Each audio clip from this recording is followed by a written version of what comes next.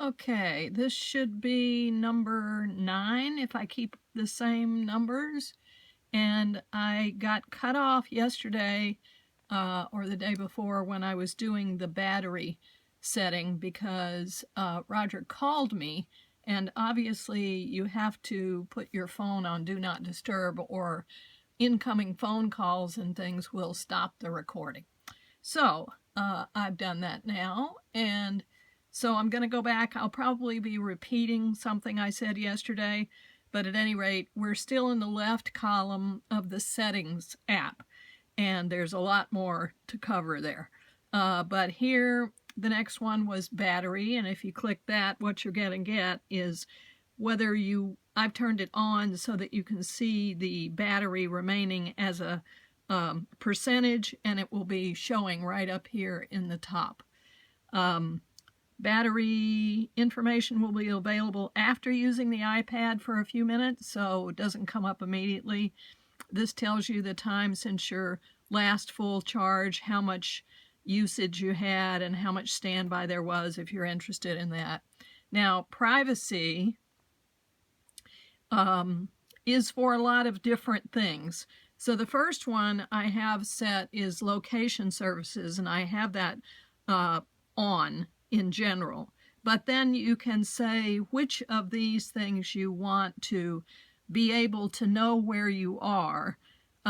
Never, only while using the app, or I believe always. I don't think I have any of these set for always. I have them all set for either never, like the App Store, or the camera, because if you put the camera on there, it's going to timestamp and location stamp rather every photo you take, and some people feel like that can let people know if you're on vacation or something, and therefore they can rob your house or whatever. So I just don't do it. For Chrome, for instance, I have it on while using. So you can see here that I've checkmarked that. For Find My iPhone or Find iPhone, I think that just while using is the only option besides never. And this is the thing that allows you to find where your iPhone is if someone steals it. Siri and dictation while using never. For weather, because weather, if you have anything on for weather, it just constantly tries to update, and that uses up your battery a lot. So this tells you what will show up, these little arrows here, when you're using one of these apps, and whether or not it's being used, the Share My Location is being used. So that's for privacy for the first one. So all of these have privacy settings that you can put on. You can change anything that I've set. But let's look at contacts. I'm just allowing Simpler, which is the contacts app that I have for you. That, I'm not sure exactly now, come to think of it, exactly what that will do. But at any rate, I have that one as okay. Calendars, I have, this just shows you a list, and there's nothing here, that of applications that have requested access to your calendars. So you would know which ones they were. But I don't use the calendar, and so nothing has requested to know where I am from that. Reminders I don't use. You might want to use them. Photos. Photos stored on your iPad may contain other information such as when and where the photo was taken. I allowed that on YouTube. I'm not even sure why. I might have had to in order to make videos public, but I'm not sure. Draw free, I did not, and there are no more down there. Go back to privacy. Bluetooth sharing, I don't think you'll have anything that you'll use on Bluetooth, so there's nothing showing up there. Microphone, nothing there. Camera, nothing there, except for Sharp Scan. And I'm not sure why I have that one clicked. You can change it if you want. I don't even know what HomeKit is. I think that's another thing that where you can make your own configurations of furniture in your house and stuff like that. I'm not sure. Oops. Down here, these are apps, and you probably don't use Twitter.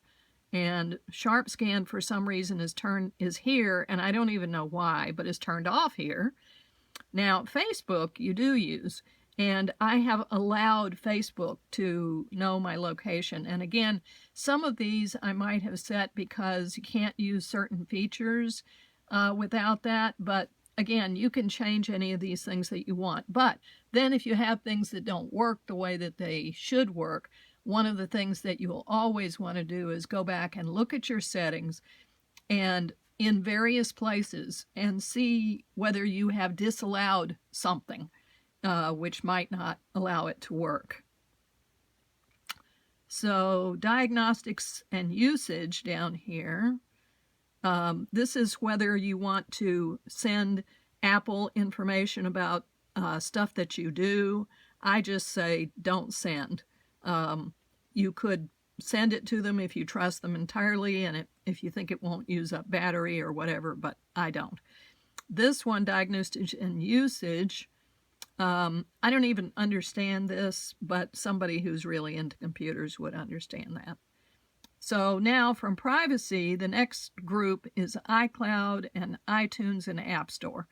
iCloud has a number of things under it. I think I explained before sort of what iCloud is, although I don't know all the things it does.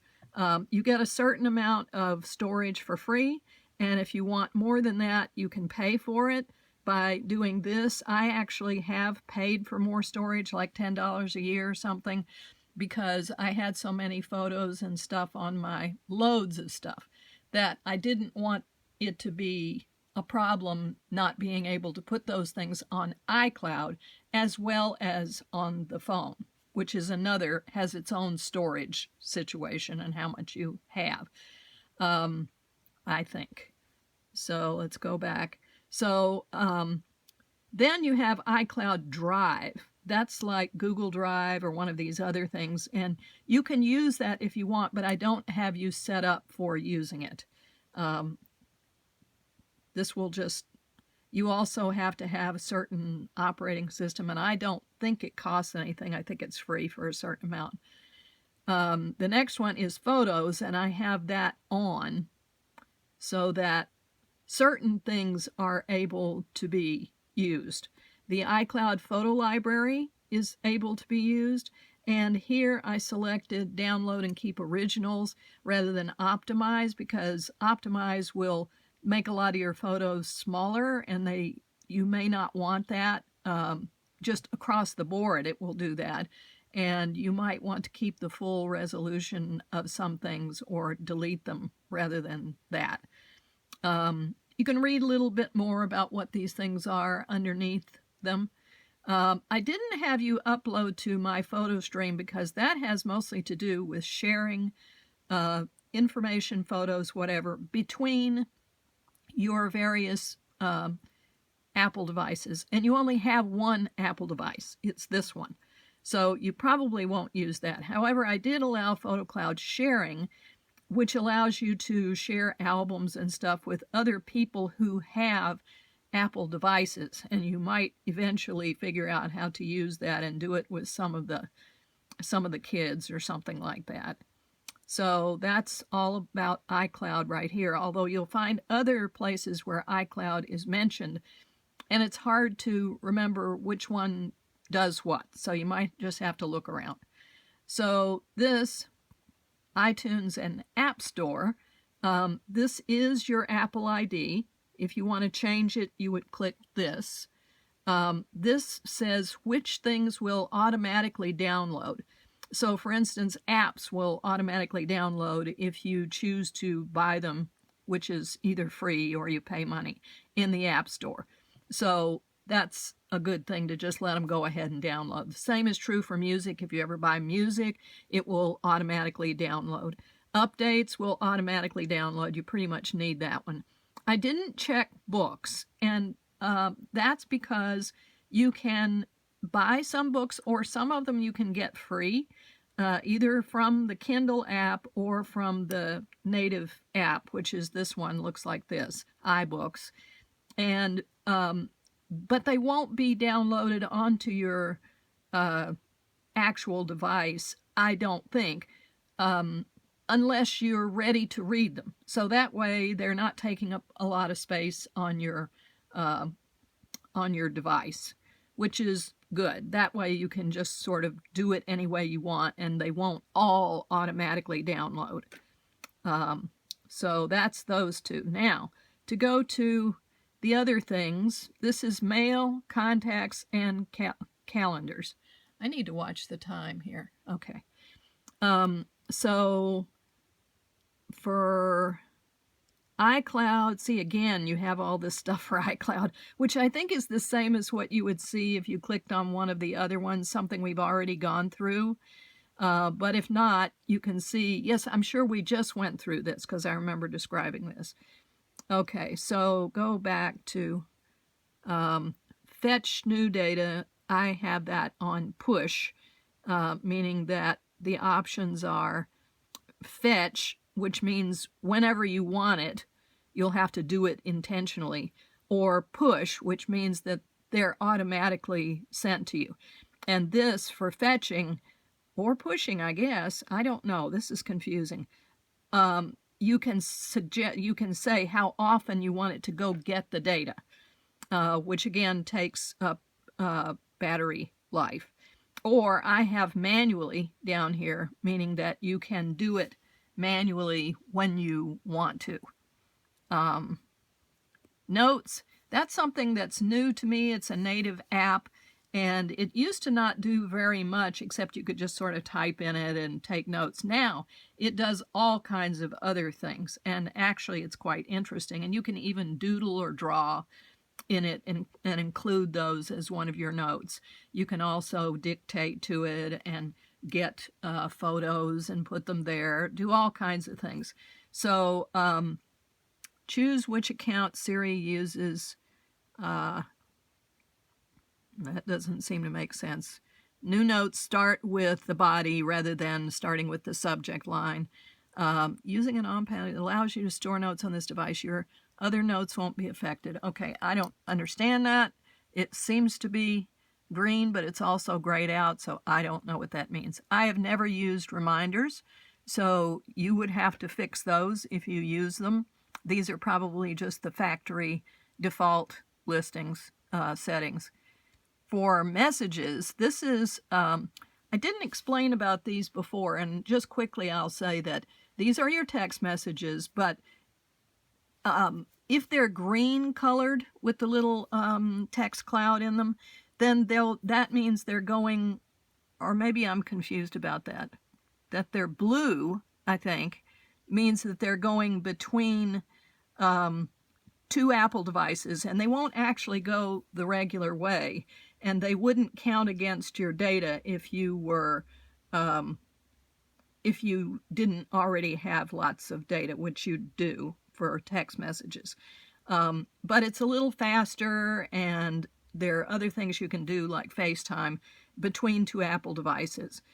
You can still send text messages to and from people who don't have Apple devices, but the little text thing will be green instead of blue, and it may not be quite as quick or something like that. We'll go over that later because I should have done that earlier.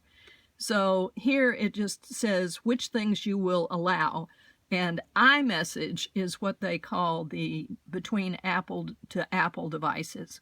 And you can read more about that by clicking on the, it's going to give me a whole big thing. I don't want that. I want to go back. How do I close this? Okay, so you can read a lot more about them there. Show the contact photos. That means that I have set photos to go with the each person who's a contact. And if you're using messages, it will show those little tiny thumbnail versions of them. Read receipts, that means that you will allow others, you may want to change this, I don't know, allow others to be notified when you have read their messages, which really means when they've you've received their messages. If you don't want people to know that you actually have looked at the message, then you should turn that off. Personally, I figured most of the time I don't care, so I put it on there. It lets people know that their message actually got through. Send and receive. This is, I've already gone over 15 minutes. I need to stop.